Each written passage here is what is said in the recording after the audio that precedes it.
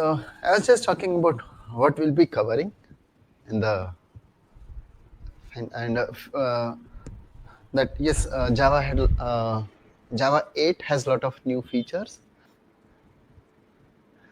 And anyway, the major releases major releases where the changes have taken place. Yes, Java 9 is another one. After 8 was a major change. Fine, in the entire history of Java. Fine, 8 and then even 9 would be 9 has a added feature, but that feature is you know more from the point of view of how you have how you architect your the design point of view, and it would be from that point of view rather than any other Java programming point of view. It's not from the programming point of view. Okay, but still, yes, of course, how you organize your code, it's more from that point of view. Fine, how your classes have been organized, defining the dependencies, having them organizing things in a much better way. It helps in that context. There's something called modularity, which is added from Java 9. Okay, 10 did not have much major changes, and for 11 I have not yet explored. Things are coming fast. Okay.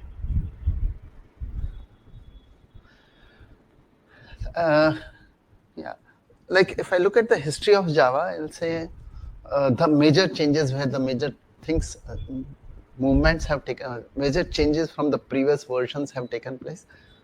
1.2 or was or Java 2 they call it. Fine, that was one major major changes which came in Java language, where they allowed for nested classes.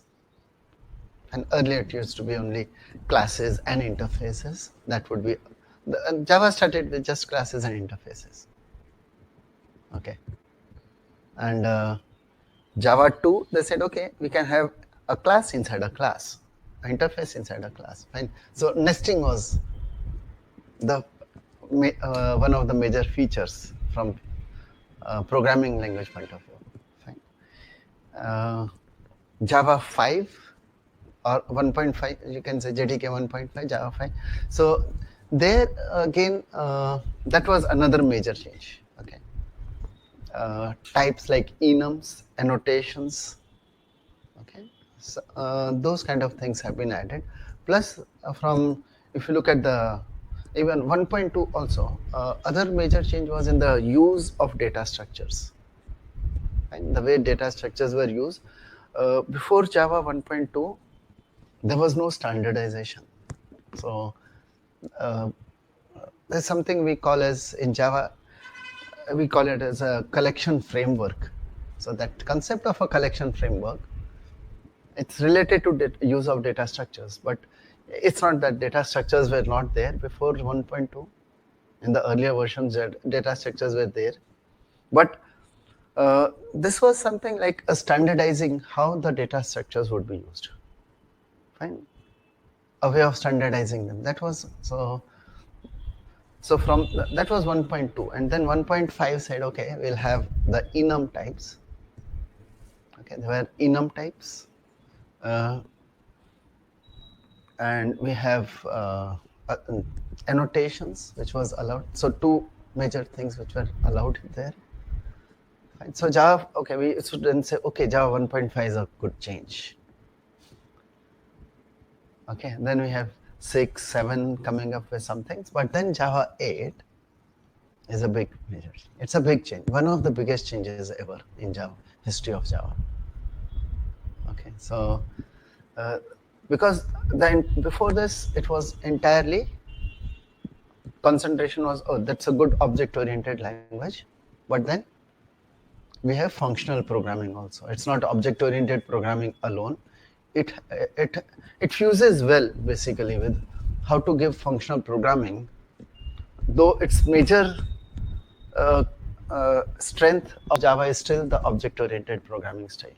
It's still the object-oriented programming style, but Here also it supports the functional programming. Okay. Fine, mainly because this kind of a feature is something which is already there in the other new languages like Python. They have, so their strength for Python or something was always, okay, they have a functional programming. So to provide that functional programming paradigm, fine, Java 8 has given those kind of changes, which includes, one of the major thing there is, it includes Lambda expressions. Fine, it's about Lambda expressions. Okay, fine. What do you understand by when someone says functional programming? What do we understand by that?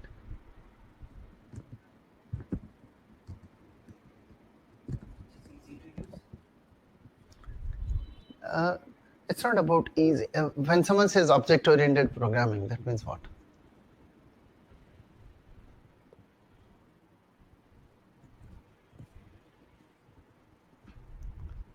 Okay, what do you deal with? Data types? Okay, so earlier, like before object-oriented, I'll say, okay, you dealt with primitive types and integer values, raw values, right? And then you started a concept of an object. Fine. So you can have, you can, okay, you write a function or methods, right? Where you can have input as objects, you can return objects. Fine, you can play with objects, right? Objects was the things which you could basically, you create a new object and fine, return it, or fine, or do some changes on the object. Fine, okay. So that was the kind of thing which was done with object oriented. But when someone says functional, then functional programming.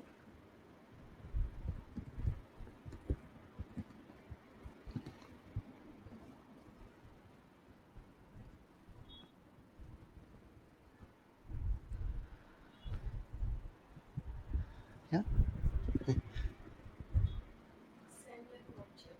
Huh? Same Like object. Okay, what do SAM means?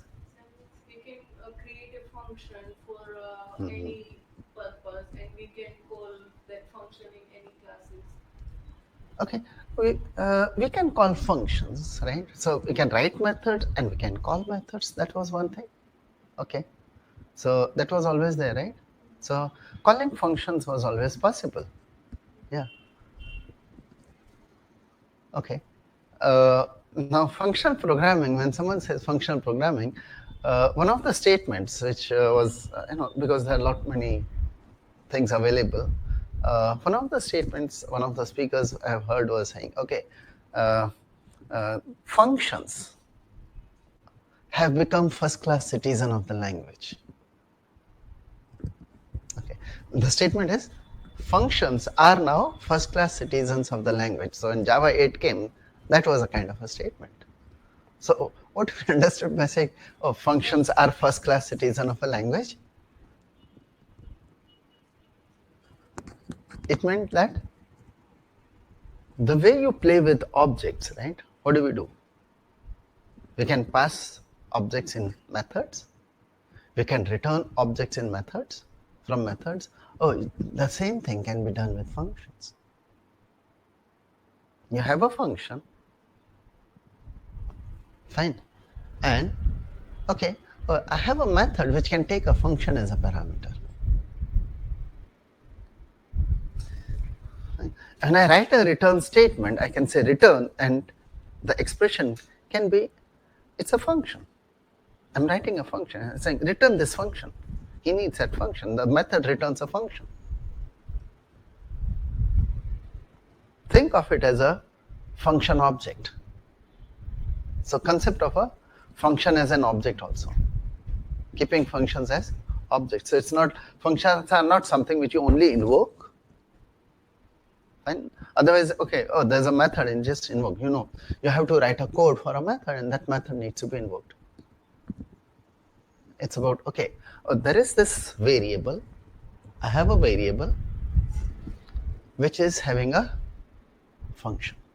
The variable refers to a function object. So you create a function, fine, put it in a variable and play with it. So and they said, yes, functions are now first-class citizens of a language. Okay,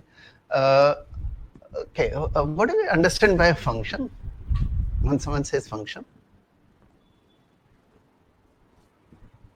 what's important in a function? If this is a function, right? Fine. So function is some kind of a box. You can think of it like a box which takes inputs. That's the parameters. Fine. And would return at the most one output, or sometimes may not be returning an output. Right? Function is something like this, right? So when you write a function, what is important?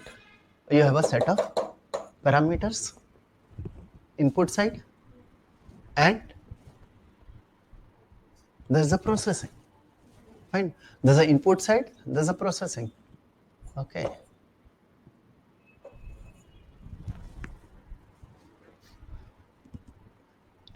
This is the body where the processing is done.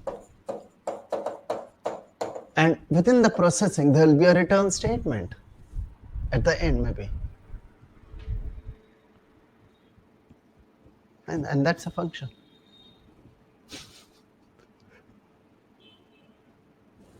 So you have a parameter, okay, a list of parameters. Normally, when you define a function, how do you put it? You give a function name also. I'm not giving a name, that's the only difference. You're not giving a name.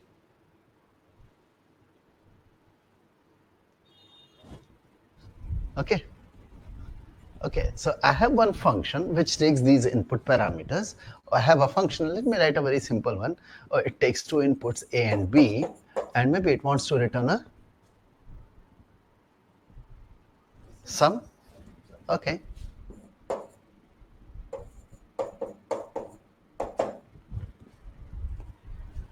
I shouldn't put the semicolon there, sorry.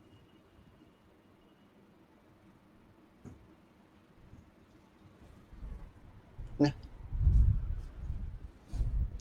Because it's a single statement, I don't need the block.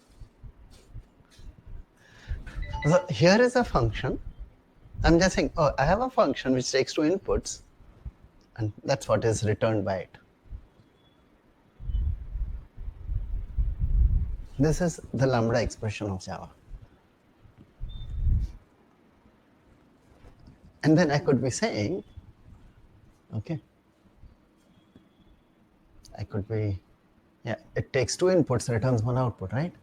A function which takes two inputs, and those inputs are of type int, maybe. Okay, they're of type int. Okay, so it's a, I'll put it as, the type here is int binary operator. Okay, that's a type. That's the type of function it is, right? And it's that kind of a function. And so I have this as a data type, and I give a variable name, let's say f1 equals, and that's the expression I'll put.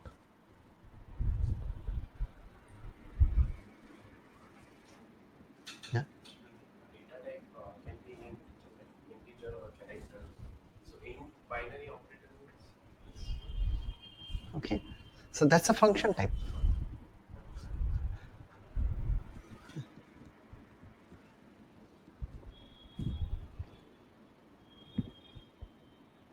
We'll see how this is, but let's look in. Fine, that's what's there in Java.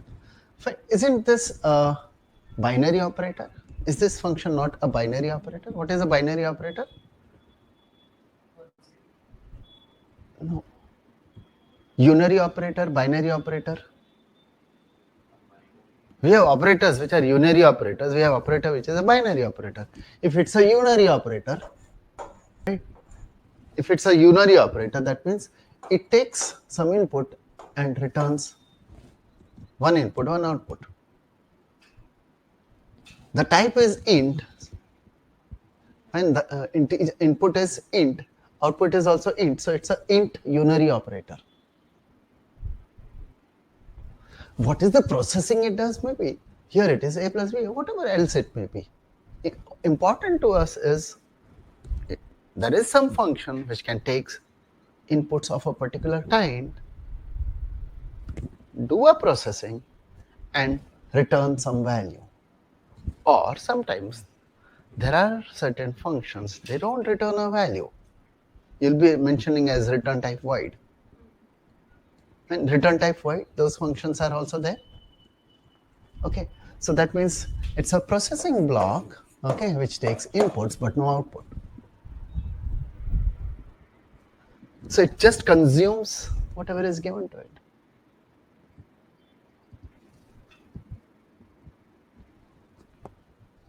And see, we have names like this also. So we'll have something like, oh, there is a int consumer. The function is a what kind of function is it? An integer consume. It consumes an int, doesn't return a value.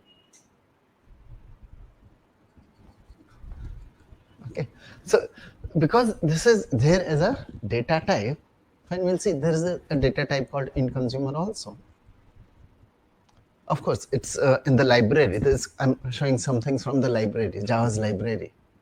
Okay, so you should be able to say, okay, I have an int binary operator.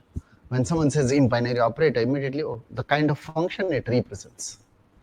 Okay, so I can have an int consumer, and I can give some variable name, consumer1 equals, and then, oh, I have something which takes just one input. You could be mentioning int here, the type is input, not necessary. And have a processing how you would like to use that in. Maybe it's just doing a system out println, printing out the value, or some processing. It is some, what is the processing you may be doing? You're not supposed to return a value. It's just a consumer, no return statement. To return, no, you may just say return, but without any expression.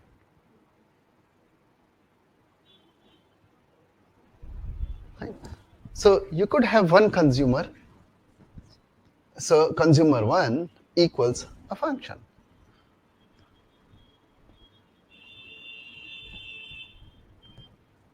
Fine. So you can play with this now.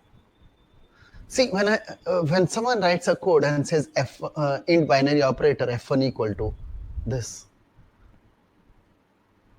code is not executing. It's not doing any addition. It's just that there is a function which has been created. This is the function object which has been created and assigned to the variable f1. f1 is not executed. f1 is just created, you can say. Yeah. And f1 refers to a function object. So this is a function object. And so, yeah, Java 8. One of the major things is about functional programming. So functional programming, so now you can see, someone can say, oh, I have a method which returns int binary operator. Here's a method which can return an int binary operator, and therefore in the return statement I'll say return, and I can put a function like this. You are playing with functions. That's why they said, okay, function is a first class citizen of the language now. And so Java 8, yes, one of the major thing was this Lambda expression. When Java 8, first thing people will talk about is Lambda expression. It's just an enabling thing. this is enabling a lot of things, a lot of processing. I was mentioning about your project which you were mentioning, that marks thing from a comma separated value of files. Okay, you have a comma separated file, and from that reading and maybe just giving one summarized single line, and you might be saying, okay, the average marks for so and so subject is this much. Okay, fine. So that kind of a thing is a single line statement. One line can do that.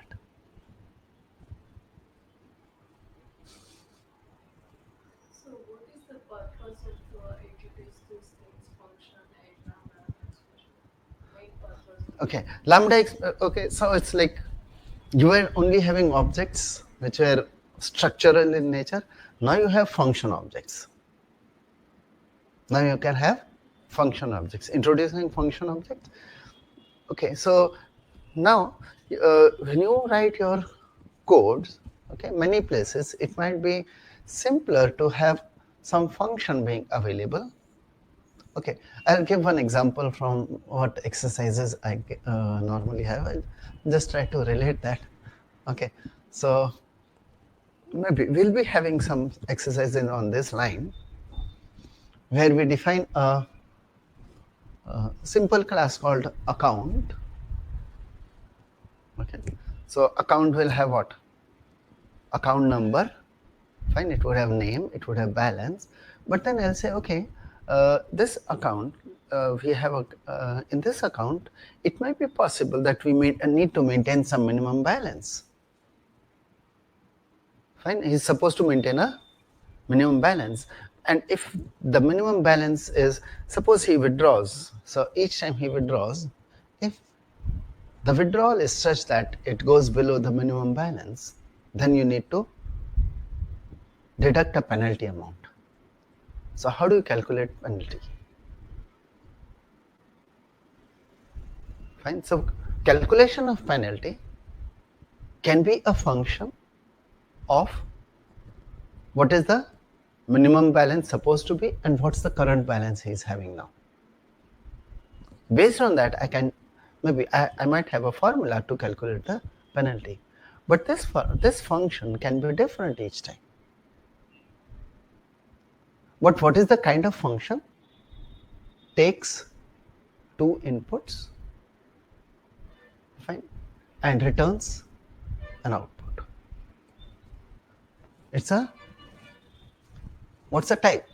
It's a long, maybe I'm assuming the type is long. Okay, fine. Amount, the balance will be of type long. Minimum balance is supposed to be long. The amount, so we'll say yes. So you've correctly identified it's a long binary operator. So you can say, okay, I'm having, just like I keep a balance, this account has a long binary operator, which is a penalty function. Fine, my account. So this, your account, when you design your account, you'll say, okay, this also keeps one function. And at any point of time, I want to revise and set a different function. It's still a long binary operator.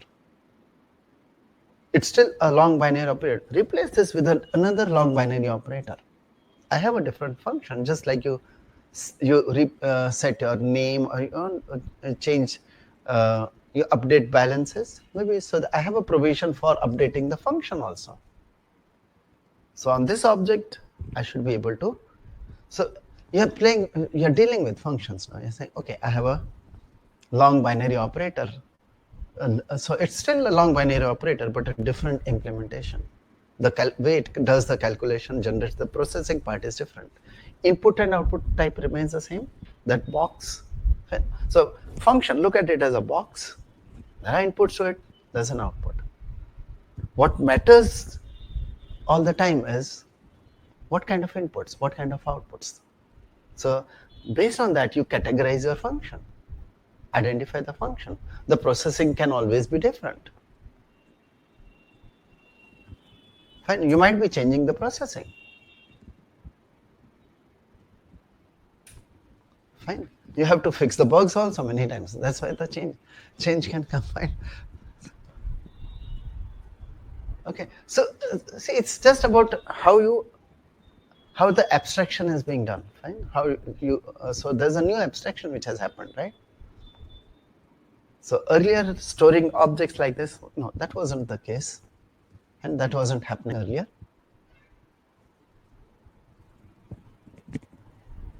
Fine. So new things there.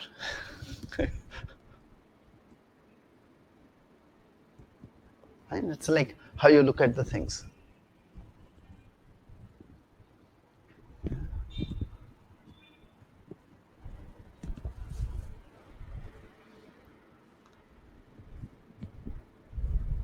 Okay. So yeah, we'll have a lot of Lambda expressions, and we'll be talking about functional programming basically.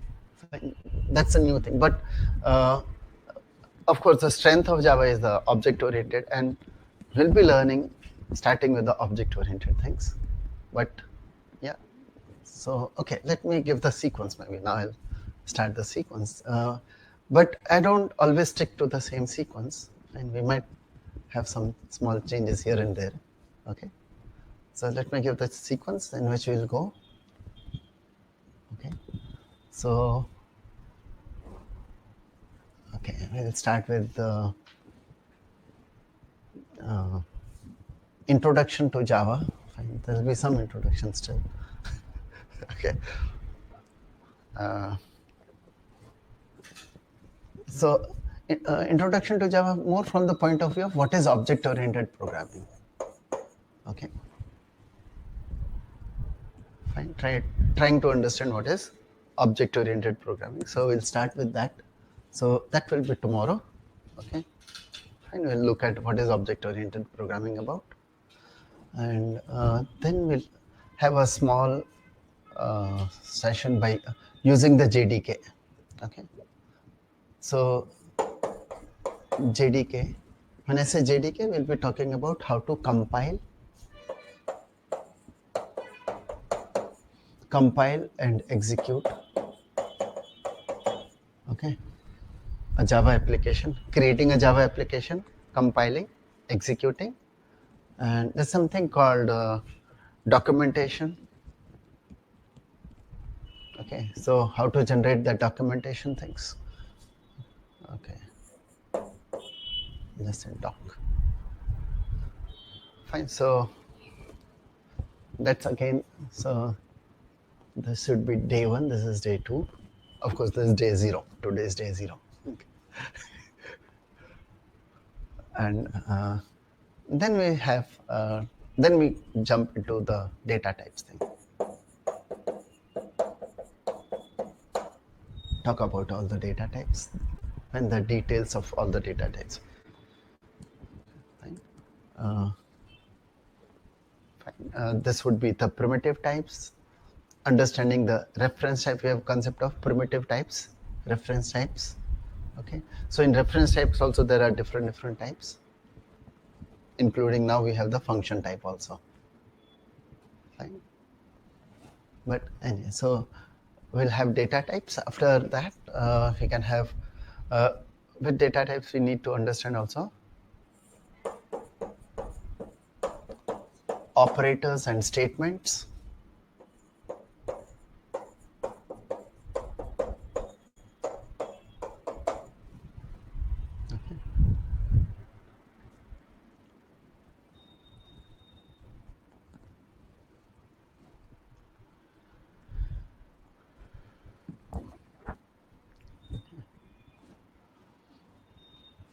And then we come to how to define a class.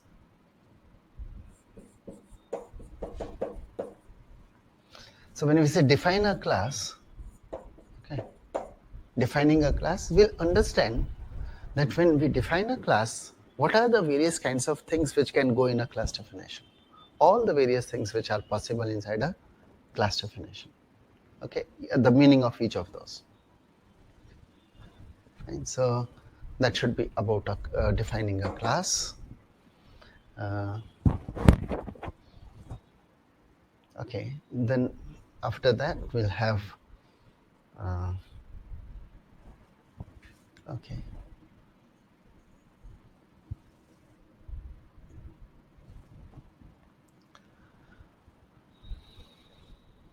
Understand about inheritance. So defining a class, then we'll go for creating subclass. Okay, we'll have inheritance. Okay, concept of inheritance. Some example for inheritance, and then we go to from another thing which we need to understand is just a difference between you learn a thing and you normally would like to think believe that, oh, this is a good thing and we should be using it. But there are things like, for example, inheritance is one of those things where initially people get carried away, students especially, they get carried away into, oh, inheritance, it's allowing me this, it's allowing me a reuse. Fine. Inheritance, okay, there is a lot of reuse which is happening. You have defined something and you are able to reuse it. But then there's another mechanism to reuse. Okay, it's not that you should go for inheritance all the time. Okay, you learn a thing and you're always trying to use it, and sometimes you overuse it. So we have some comparison between inheritance and composition. Okay, fine. So it's like normally we would prefer, most of the time you shouldn't go for inheritance, and we normally prefer composition over inheritance. And so we do something using inheritance and then we redo it with composition. Okay, and that's something will be happening. Okay, and then once we have done that, we may then look at a few more concepts of Java. We have understand the package, what's meant by a package. Okay, package, and once we have packages, we can then look at what are the access specifiers. And access specifiers are nothing but those accessibility, which from where I have defined something, who can use what part of it. Fine. When I define a class, you'll have members in a class. Which member is available for use at which level? And so we have public, it's a public class, or it's a member could be public, private, protected, default. And so that's the access specifiers thing. So package and the access specifier, that's the next. Okay, then we'll move to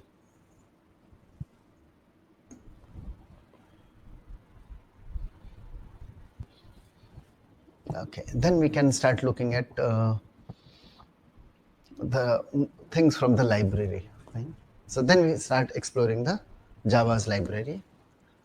But before going to the Java library, there are a few things like Java 5 I was mentioning. Java 5 introduced the concept of generics. Okay. So we may look at generics. Okay, so next one could be about generics. And even before generics, a few more things. Yeah, even before generics. Okay, we'll have to understand before generics. Okay, it's like we understand what are the kind of classes known as abstract classes and interfaces. And we'll have abstract classes and interfaces. And when we look at interfaces, Java 8 changed a few things in the interfaces. The definition of interface itself has changed. Okay, so what was interface earlier prior to Java 8? Java 5, prior to Java 8, fine, and Java 8. Fine, since Java 8, there's something which has changed about the interface itself. Okay, so we have a concept also known as functional interface.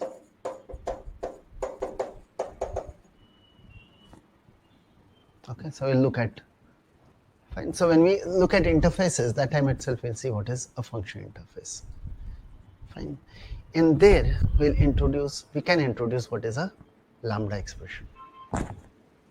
See, that functional interface is where we talk about functions now. Okay, so just to accommodate functional programming, right, or the concept of a function, they had to change a few things in the interface. There were a few, fine, so they introduced this concept of a function interface, and okay, fine. And another thing is keeping in line of backward compatibility, fine, to give the backward compatibility, okay, Java had to make changes in interface so that existing API can be enhanced easily. Fine, some good enhancements can be given. So for that reason, yes. So we have this changes in interface from Java 8 which have taken place. So that we should look at. Okay, and then we'll have generics. Yeah, we have generics, some common library.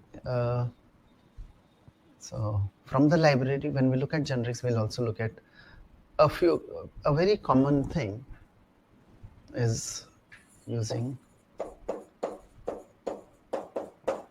understanding a comparable.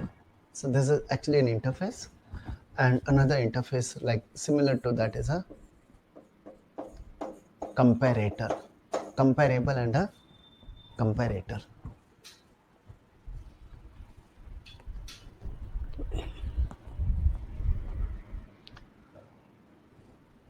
If I just say comparable, it would mean Compare with something. fine, something. It can be compared with another, right? A thing which can be compared with another. But when I say comparator, it's someone who can make comparison. And comparator is nothing but something which can make comparison and give you a result of the comparison.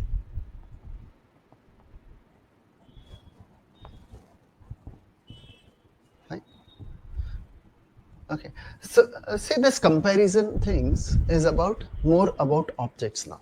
It's not about the primitive values, because for primitives already comparison is available. See, we look at methods as operators. Methods can be looked at as operators.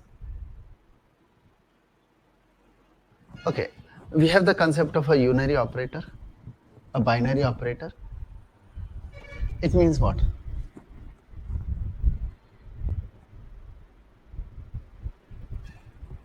It's just a more generalization of a function only. If I say add is a binary operator, it means what? It takes two inputs and returns one output. Binary operator means there are two inputs. Ternary operator means there are three operands. Fine, operands are our inputs and returns the expression in which it becomes a type of expression, right? If I say a plus b, right? Okay, the type of a and b are integer, and therefore a plus b is an integer. So because the output is integer type. And so we have got fine.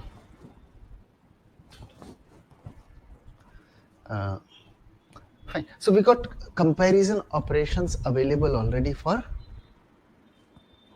primitive types. Integers can be, numeric values can be compared, but we want comparison about objects. Okay, so that's where the comparable comes in. Comparable is about comparison of objects, and methods are like functions, or equate normally methods with operators. And methods and operators are equivalent.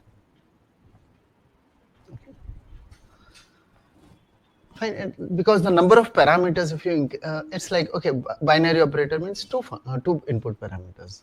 Ternary operators mean 3 input parameters.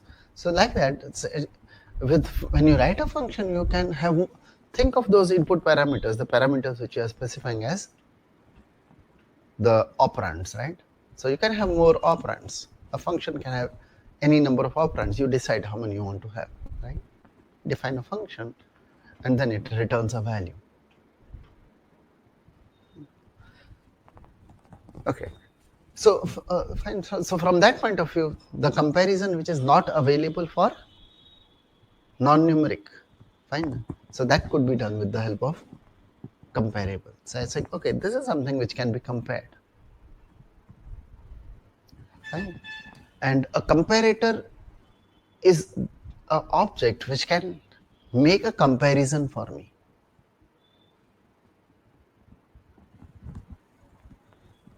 Okay. Fine. It's like, okay, I have one object. Okay.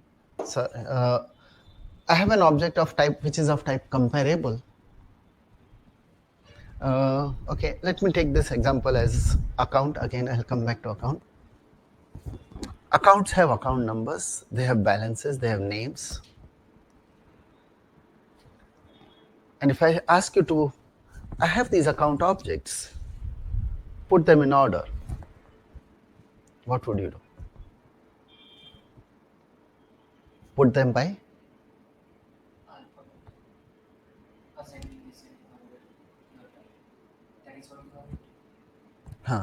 Put them in order. So what are the attributes which I are having?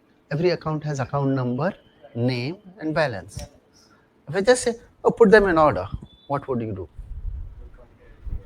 By? Whichever is more. More what?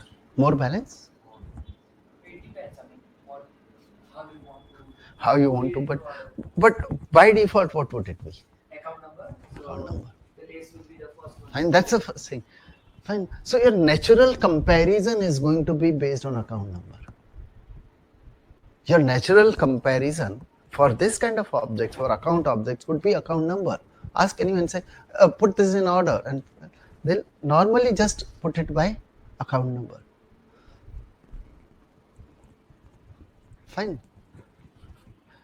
You got rectangle objects. They have length and width. And I say put them in order.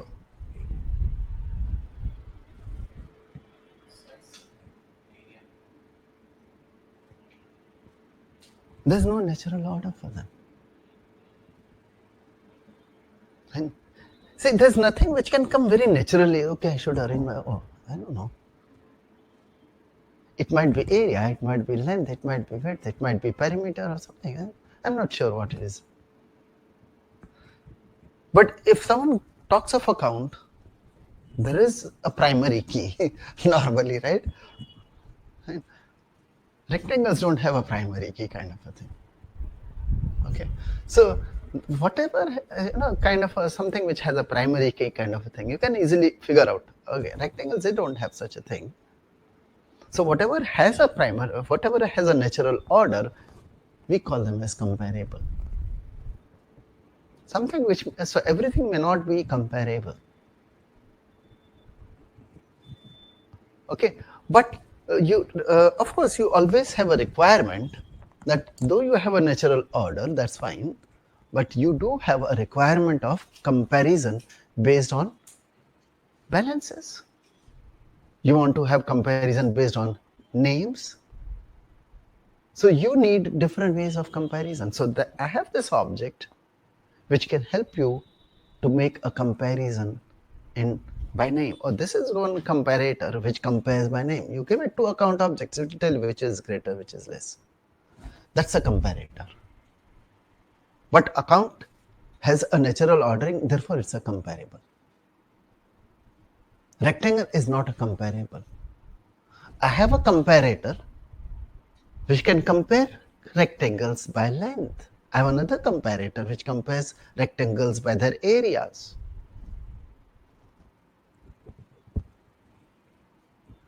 And someone who makes comparison, helps to compare, is a comparator. Any kind of a thing which has its own natural order, It has its own natural ordering, is a comparable. Comparator can compare anything. It's not that what comparator is going to compare is only comparable items. Right? If something is comparable, you may not even have a comparator for it.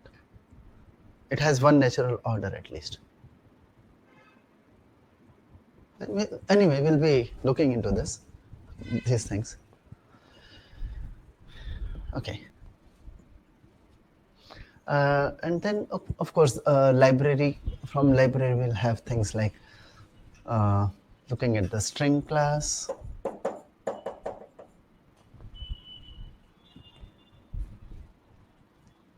and we have the concept of wrapper classes. Okay, so we'll look at the wrapper classes. Okay. We have primitive types, byte, short, int, long, all those things, and we have classes for them. And there are also equivalent classes. So those are known as the wrapper classes. So we'll look at those, the library, what all things are available there. And so from here, many of the library things will start. So wrapper classes, and then once we are finished with the wrapper classes, generics would have been done. Okay. We have exceptions, and we understand the exceptions.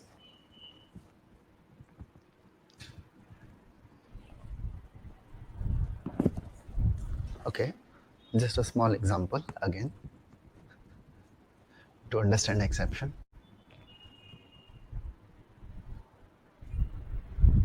Fine. You got integer. Okay. You got an integer a equal to 75, b equal to, so I have integer a is 75, b equals 0, and someone says c equals a divided by b.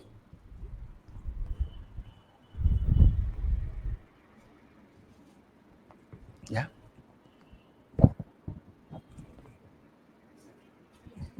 We cannot. Why the exception? Because this result, I don't have an integer to represent that result. I can't return an integer for this. You have given me two inputs. I have a method which has been given two inputs, but okay. Now just think on similar lines. You define your class account, and you got a deposit method there. So when I say deposit, it's supposed to add the amount into the balance. I'll have to give a deposit. Okay, so someone has created an account object. AC is an account object, and he says AC dot deposit, and the parameter it takes is a long. The type is long, and therefore someone says, okay, let me give a negative value.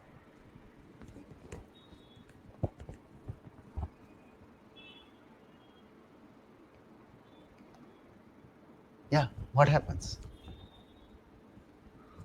What was that? Negative 1000.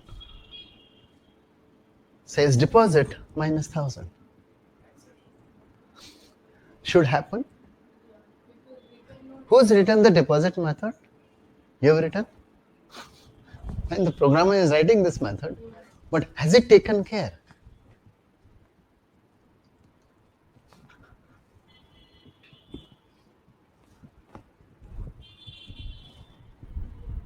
Is he getting a result now? Should he get the result? If he handles, then he should get Okay. You write a method, fine. Then you write a method, a function, right? It's a function, right?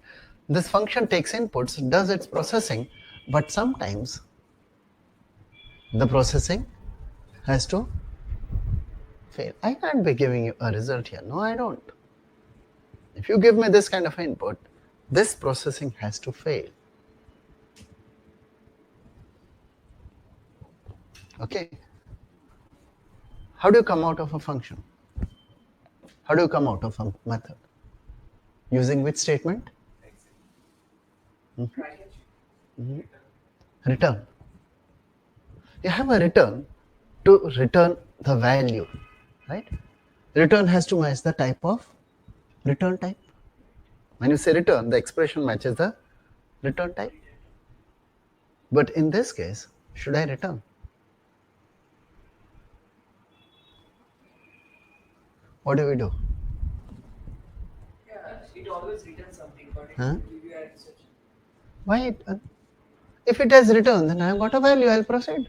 It's a reason could be not in If the function returns, uses a return statement, I have got my value.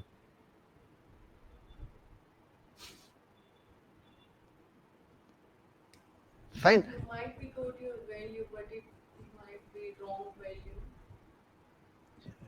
You might be, you return some value. Yes. I'm expecting a value. You're saying this method will return long. Or this method will return boolean, whatever. The one who is calling the method is expecting that. And if he gets that value, he'll proceed. Do you want that to happen here? No, I call that method, but the method doesn't return. It has to come out without returning. It has to say, I have failed. And failure is by, in Java, what do? We use a throw.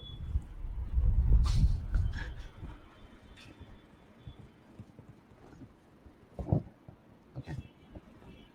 And so that will be exceptions, right? We'll be looking at exceptions. So something can fail, but then the one who uses that method,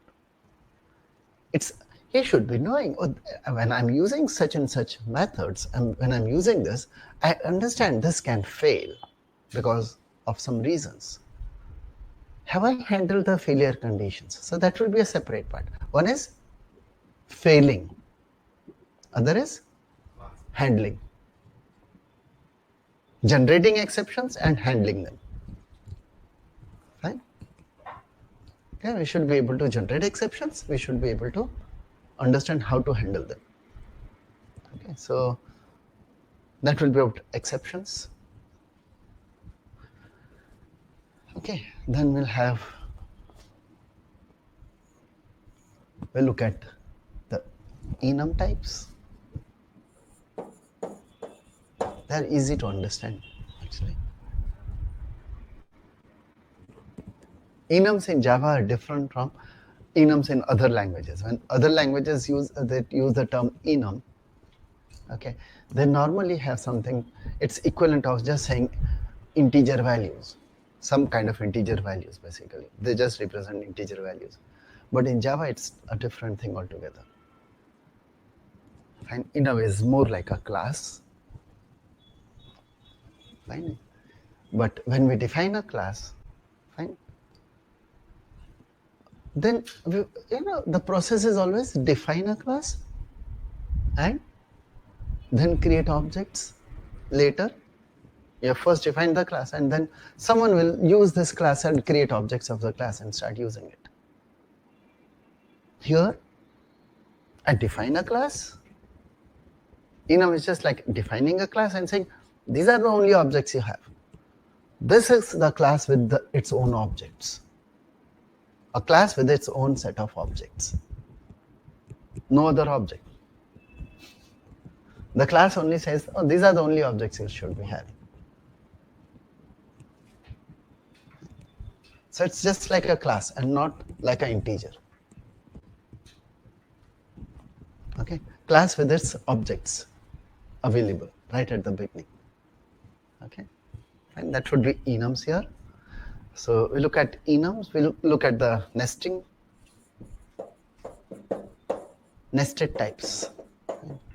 When I say types here, it would mean classes, interfaces, enums, annotations, the various things which you can define. Okay. See, what are all the things which we can define these classes, interfaces, enum, annotation? A very simple definition of each. Fine. maybe even keeping it blank itself, but the syntax for defining each of those things. That will look at when we look at the how to compile, right? So at that time we'll, so day 2, that is, right? So that time itself we'll see all the 4 things. Okay, we should be able to see all 4. Okay, so nesting of those, right? Class inside a class or interface inside a class, something like that. So all those things, which are all the things possible, how nesting is done. Fine. And in our exercises also, we'll have, we have that example which goes on. Fine. So here we'll be defining some nested class. Okay. We'll be having one nested example of a nested class. We'll be using nested class, and then once we start using nested class, we may use an array. In our exercise, we'll be using array to keep the objects of a nested class, managing the objects of a nested class in a array. So array is one data structure, and then we move on to the collection framework.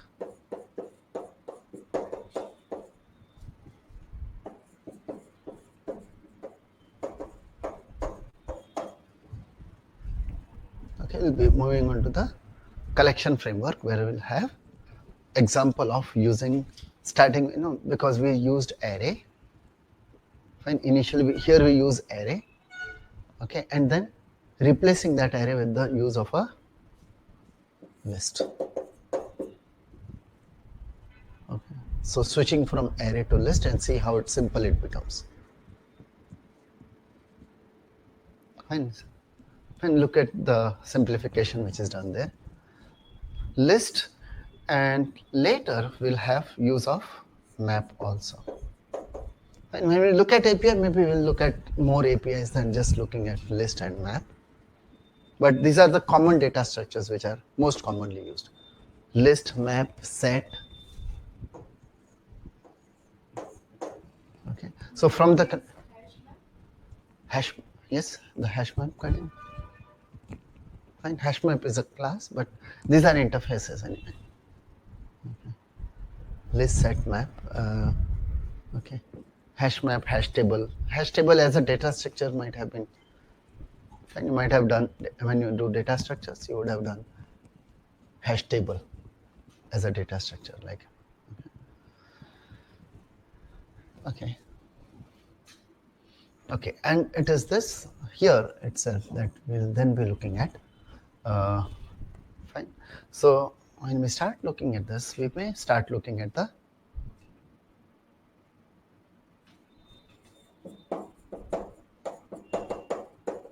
functional interfaces.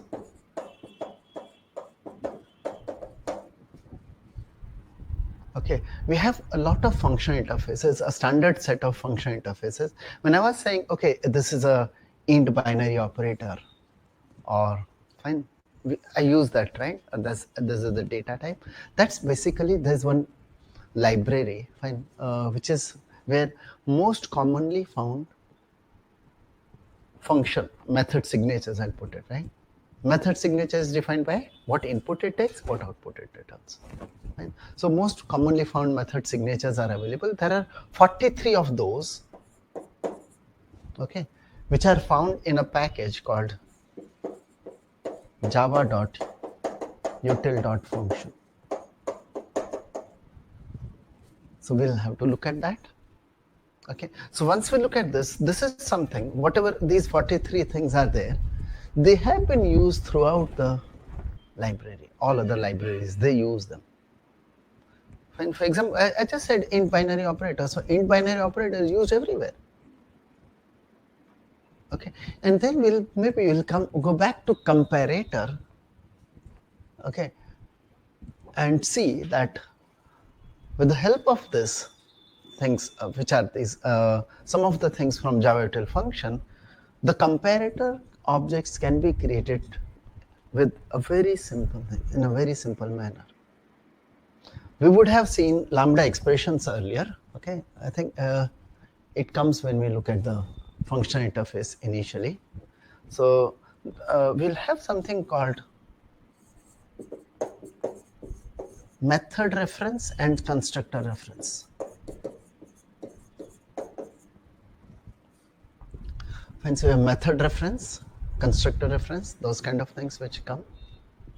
Okay, they will be, they are kind of things which can be used instead of a lambda expression in some cases. Okay.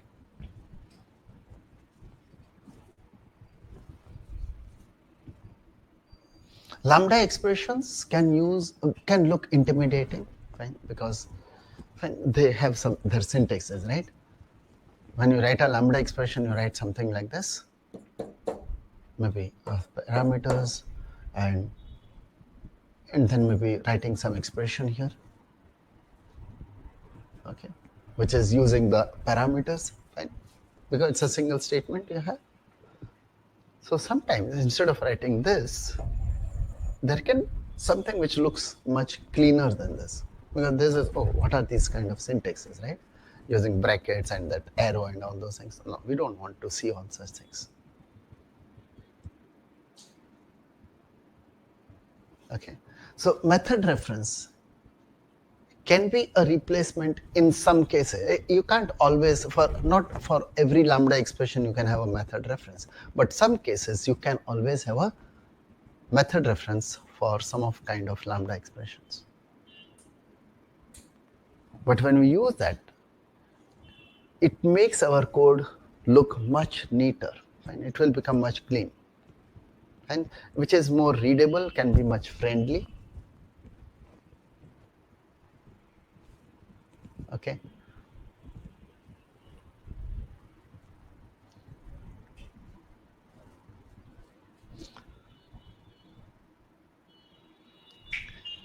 Fine. So we'll have method references at that time. Fine. And then the major thing, fine, what is making Java 8 most powerful here is streams. We look at the stream. Stream, which is basically, we have streams and a few other types of streams. In stream, long stream, double stream, this is part of java.util.stream package. There is a package called java.util.stream. So that we'll be looking at here. Okay. Because we have been able to use the data structures, fine, to work on the data structures and try to get summaries quite easily from those data structures. Single line statements, that kind of a thing. No iteration. And not writing an iteration of your own. Okay. Fine. And this is something which is becoming a style basically. It's not only Java, all languages are doing stream processing, I'll say, stream processing style. Okay, single line statements. Okay. See how stream processing would help. Okay, I'll just tell you something like, say you have a set of account objects and you need to update all the account objects with their interests. Okay, I have to update the interest in each of them. Fine, so calculate and update interest. So update interest, maybe there's a function to update the interest. So if you to do that, I have got a list of, or I have an array of all the account objects. If you have to do it, how would you do it? Write a for loop. Fine, for each. So pick up each object and then do it. Fine, that's a sequential way. Does it matter? Does the order matter? Then why do it sequentially? Why can't we break it into smaller parts and because my machine is a multi-core machine. You got multiple cores. Let different cores handle them differently, so they can be done in parallel. But then writing the code for parallel, who will do it? Oh, that's where the library comes in. Give it to the library. Your normal style would have been, you have a data structure, take out an object from the data structure, do an operation, and then go for the next object from the, so you are taking out the object from the data structure. Instead, we have a library with the data structure which says, what is it the processing which you do with one object? What's the function which you would like to use with that object? Give it to me, I'll do it. Don't worry about. Fine. So don't write a loop. Have a function, give it to the structure, and the library does it. And the library takes care that it can, so that it can use all the cores. Or this thing seems to be something which can be done in parallel. Let me do it. You don't worry about it.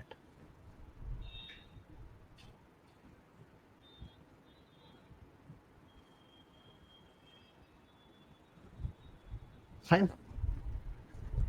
And that's something which is, so streams, and this is making it more powerful. Okay, in stream special things, maybe if you have looked at big data things, they use the term map and reduce as something which, that kind of a terminology if you have come across. Okay, so reduce is nothing but from a whole thing, from a lot of objects, reducing to a single value. It's nothing but kind of a summarization which we do. Okay, and for summarization purpose, along with the streams, we have something called, so it's part of the same package, we have something called a collector. Okay, and this will be again very interesting thing, collector. So if you understand this, that's like, okay, so the most important things for Java, it would have been done. Okay, another thing which I missed out here is when we look at the collection framework, rather at the time of nested types, we create that inner class where we'll also use date and time related things. Fine. So again, in Java 8, date and time related things have been, so we have a new package called java.time. Okay. This contains a lot of fine. Earlier, prior to Java 8, for date and time, Java doesn't have any much. Fine, it doesn't have, there was very little choice you have. You have something called a date class, you have something called a calendar class. Okay, but if someone talks about, oh, I want a partial date, fine. See, what was that date and calendar? It was absolute time somewhere on the timeline, anywhere on the timeline, time in milliseconds, up to the precision of millisecond. It was some point of time. But you do deal with durations. Fine, you do, fine, or you do, if someone's birthday, okay. So when you say birthday, oh, you don't want to keep the year there. It's a day and the month. Fine. So you have requirements of partial dates.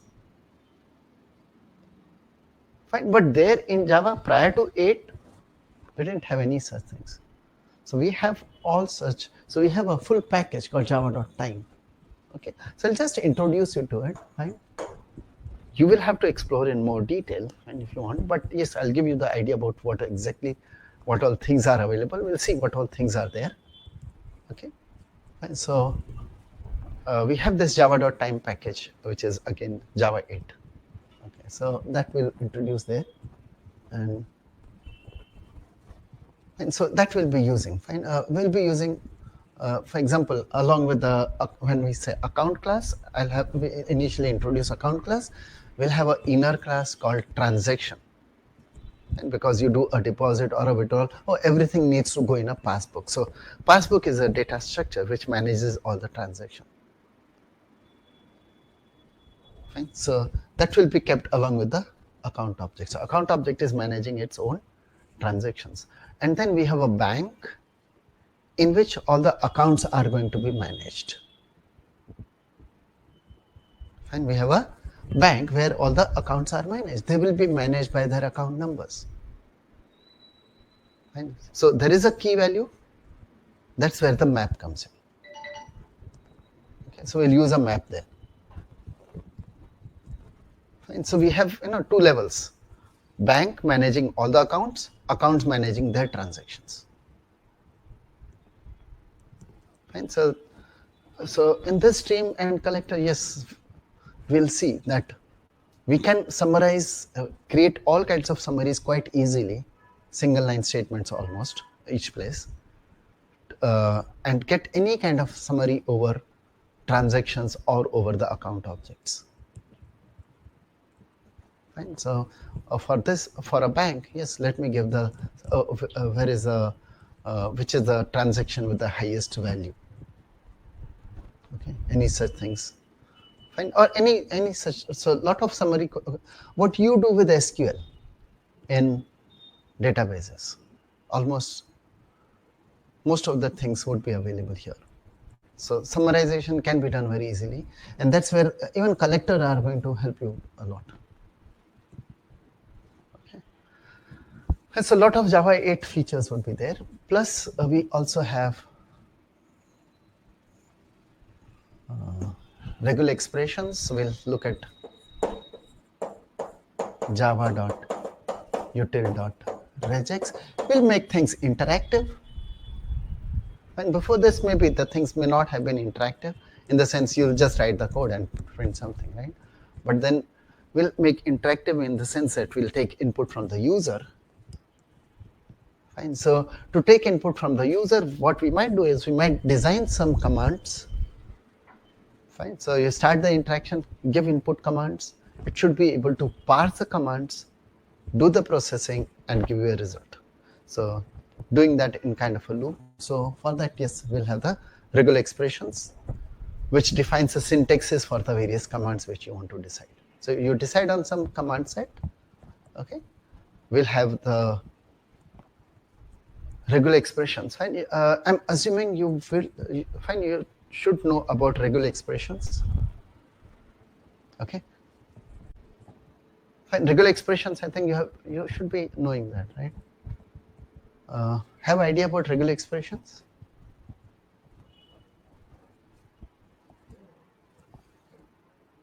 No? Not much. Okay. Okay, I'll give only very basic idea here. Fine. When we look at that Java util regex package, basically it's if you I don't know if you use commands on grep command. Have you used in Linux? No. Okay. Okay. What is regular expression? What it can enable? I'll just give you. I'm not talking about. I'll not give the regular expression what it is, but something like this. When I say star.java, what do you understand? Do you think it's a file with the star as a name? Extension of that. Yeah, a star here stands for anything. Anything, I don't care. But .java is there. There's something, star. So star has its own meaning. It's a wildcard kind of a thing. Right? So regular expressions is it's you don't take it literally star. Star has its own meaning. It represents a pattern. So you have a pattern. Basically, there is something regular expression used for representing various kinds of patterns. Okay, so if you've got some pattern, somewhere you might like to specify that, okay, I have first 4 things, I have a string in which there will be first 4 things which will be digits, and then you will only have vowels, A, E, I, O, U, and then it might be followed by anything, I don't care what it is. And then after a few, maybe there are 5 such characters which I don't care about, and then you might have some other. So you specify some kind of a pattern you are looking for. So to specify pattern, we have a regular expression. So there are regular expressions which are used for specifying patterns. Okay. So we'll have our commands which we design for interaction. They will have their syntaxes. So we'll specify pattern. Fine. We'll specify pattern for them. So that's where the Java util regex will be used. Okay. And so this is, okay, we'll say you have to use it. Okay, oops, sorry. Fine.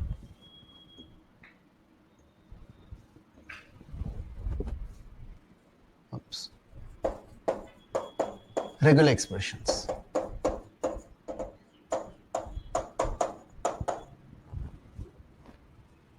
Okay.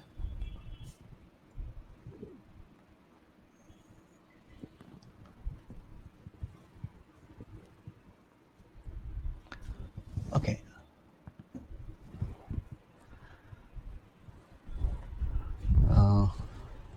Okay, and then with that we'll have a small program which will help us to have an interaction, give commands, but then giving these commands from across the network, that's the next thing. So before we go to the networking part, we'll also look at the java.io package, okay, input output things, and that's a basic thing which anyway is needed. So we'll have the java.io package, understanding the input stream, output stream, and the various kinds of, oh, this stream has no relation with the stream which we do in java.util.stream. These are IO streams. Fine. Okay. And so next will be the java.io package. After that, we'll have networking, which will be a few things from the java.net package. Okay, a TCP/IP socket. How to create a TCP/IP socket? Fine. So that we can make a connection over a network, TCP/IP connection over a network, and then here we'll have that interactive thing further enhanced. Okay, some a few command like we should be able to say what all account we have, right? We have created data structures, right? We have created a bank object and be able to save the bank object into a file. So we'll have the IO for that. Okay, and once that is done, in the java.net package, okay, we see that we should be able to have the interaction. We create an interaction here with Java util regex. That interaction is extended over the network. So you have a server, you create a server running on one place, make a connection from a different machine, connect to it, and then give those commands and get the responses back from that server. So fine, you have a client server thing. Okay, so that's what the java.net would be about. But then for that, we also need, along with this, what we need is a multi-threading. So we introduce threads, we introduce multi-threading here. Okay, so we can have a server which is multi-threaded or which runs on the network. See, this will just introduce networking, right? How to get a connection. But then we need to service multiple clients. The server will have multiple connections coming in. How do we handle multiple clients simultaneously on the server side? So that's what should be done here with the multi-threading. And so that's what is the sequence we'll have, roughly. These are topics come in basic Java or this is This is core Java. advanced? No, this is core Java. This is basic core Java. Yes. So this all theory topics will be taking practical sessions. Yeah. This you'll have a server. Fine. You'll be creating that server. Okay, with the and handling multiple clients.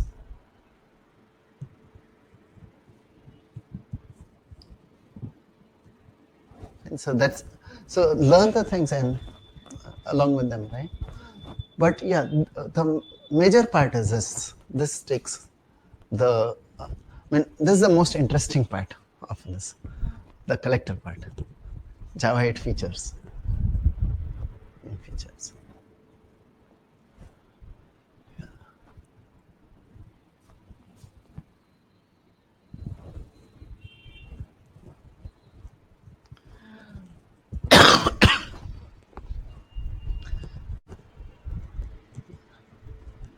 Fine, you have questions? Or, So, two questions again. Uh, what we learn from our practical experience is that we need to practice more and more in a different way to generate the output. And for that, we need a practice. yeah. So, we are expecting that A plus B is C, okay? Hmm. But there are multiple ways to get the output of C. Yeah. We are also expecting to different ways. If you are going through for loop or Huh. any loop or any string combination or array, Hmm. there are multiple ways, there are multiple programming, Yeah, yeah, yeah. which might need your creativity. Okay. Something to increase the creativity of doing different things. See that interfaces, whatever is there, and then this function, right? The function interface. I think because the concept of it says yes, I have a binary, uh, uh, int binary operator or something like that, right? But how you code that binary operator, that's a different ways of doing it. That So yeah, of course. So those are features of Java 8, fine. Yeah, and I'm not sure how in testing. Yeah, what all other things you are expecting here? Basically, In- what we are expecting is we want to learn this language in such a way that we are able to implement in our automation, right? So that each and everything related to this language we want to. yeah, so that's what is being done here. Yeah. So tomorrow onwards, if someone tells us to implement some page object model or some kind of model in Selenium automation framework, Mhm. then this would be fruitful over there. Yes, you have to do it in Java, right? Yeah, yeah. Yeah, then definitely.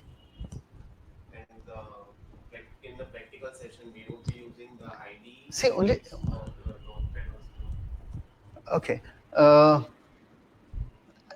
You can use what my advice is till we have finished and done things, till we have done the package part and doing package without any IDE. If you achieve that first, then if you wish, you can switch to an IDE. Yeah, whichever you suggest, because we are over here to learn to take the maximum. Huh. So, because IDE will do certain things for you, and you would not know how it's done. So my advice is always that do it without the IDE, at least till the point where the packages, running things without the packages, with packages. So you have packages also. Okay, basically, though we say I've not done a package or something, you define class, you can interface with or without package declaration. So when you don't make a package declaration, it puts it in a unnamed package. So there's always a package, you can say. Okay. But then whatever we are doing without making packet declaration means everything in same package. And then you don't realize that access specifiers have what is the role of access specifiers. Some of the things you may not be able to realize them. So things work because they are within the package. Things may be working, but when you go out of the package, you have to do certain things differently. It may or may not work. You have not given the access. Okay, to know that. So to make things work with package, having created package and then making things to work, you should have different packages, right? And then make things work. Once that is done manually, okay, then you should. Then I don't mind switching to other things. Otherwise, with ID, okay, I'm just creating a package. That's fine. You don't realize what all things are, how the package has to be created, how the things work. Okay, and initially also there are a few things. I try to break the normal convention, which the mindset which people have, like okay, class name and file name should be same or something, and all the time. So I might put you into some wrong practice initially, just to show that these are the things which are still possible. It's not that you have to do it that way only. Okay, but then I'll also correct you, fine? Put you on the right path. Okay, but yes, before that, maybe I'll have to do something. Fine. And ask questions anytime. That's why I kept this one session only so that we can talk easily. And that's just so you don't have any inhibitions later. So it's okay. I didn't start the, the teaching part, fine. That's, but anyway, so and so always feel free that yes, you can interrupt anytime, right? And ask any doubts you have, right? From the language, and even if there's a doubt in some previous session or something, previous topic, you can always interrupt. Okay. Yeah. Okay. So continue tomorrow then. Okay. Same time.